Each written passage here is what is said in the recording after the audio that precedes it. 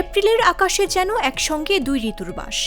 একদিকে জ্বলন্ত রোদে পড়ছে জনপদ, অন্যদিকে জানান দিচ্ছে বৃষ্টির আভাস। দহন নামের তাপপ্রবাহ আর ঝঙ্কার নামে বৃষ্টি বলয়ের যুগল উপস্থিতিতে দেশের আবহাওয়ায় তৈরি হয়েছে এক অদ্ভুত বৈপরীত্য। 12 এপ্রিল থেকে শুরু হওয়া এই দ্বৈত প্রভাব আগামী 25 এপ্রিল পর্যন্ত অব্যাহত থাকতে পারে।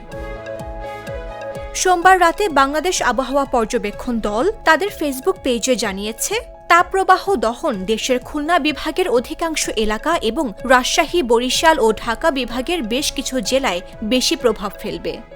এসব অঞ্চলে তাপমাত্রা 36 থেকে 39 ডিগ্রি সেলসিয়াসের মধ্যে থাকতে পারে।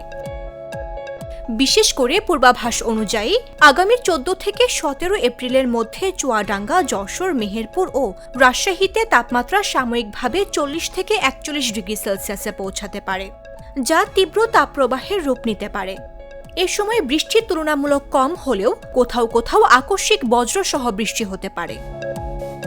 অন্যদিকে ঝঙ্কার নামের আংশিক বৃষ্টি বলয় 13 এপ্রিল থেকে কার্যকর হয়ে দেশের প্রায় 30 থেকে 40% এলাকায় প্রভাব ফেলবে। এটি একটি প্রাক মৌসুমী বৃষ্টি বলয়, যার সবচেয়ে বেশি সক্রিয়তা দেখা যাবে সিলেট বিভাগে।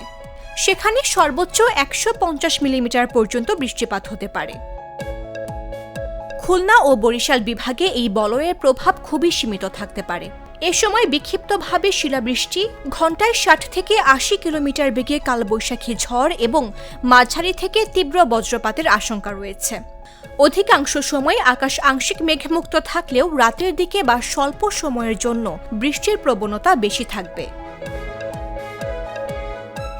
আবহাওয়াবিদরা বলছেন, দেশের প্রায় 60 থেকে 70% এলাকায় তাপপ্রবাহ সক্রিয় থাকায় দিনের বেলায় গরমের তীব্রতা বেশি অনুভূত হবে। সিলেট অঞ্চলে টানা বৃষ্টির কারণে জলাবদ্ধতা ও পাহাড়ি এলাকায় ভূমিধসের ঝুঁকিও রয়েছে বলেও জানান তারা। মামদুহা রাইসা, জাগো নিউজ।